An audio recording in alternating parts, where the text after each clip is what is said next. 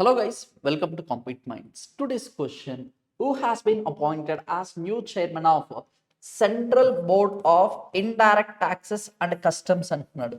అయితే ఇక్కడ మనం చెప్పుకోవాలి అంటే సంజయ్ కుమార్ అగర్వాల్ గారి యొక్క టర్మ్ అనేది 30th నవంబర్ 2025కి కంప్లీట్ అవ్వడం అయితే జరిగింది. అందుకోసం వివేక్ చతుర్వేది గారిని అపాయింట్ చేశారు. ఎప్పటి నుంచి December 1, 2025 నుంచి అపాయింట్ చేయడం అయితే జరిగింది.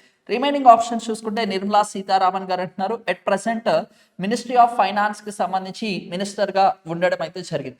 నిర్మలా సీతారామన్ గారి గురించి చెప్పుకోవాలి అంటే కాన్సిక్యూటివ్ గా 8 సార్లు అంటే వరుసగా 8 సార్లు బడ్జెట్ ని ప్రవేశపెట్టడం అయితే జరిగింది. అలా ప్రవేశపెట్టిన వల్ల ఫస్ట్ పర్సన్ అంటే నిర్మలా సీతారామన్ గారు గుర్తుండాలి. అలాగే ఫస్ట్ ఉమెన్ డిఫెన్స్ మినిస్టర్ గా కూడా నిర్మలా సీతారామన్ గారు వర్క్ చేయడం అయితే జరిగింది.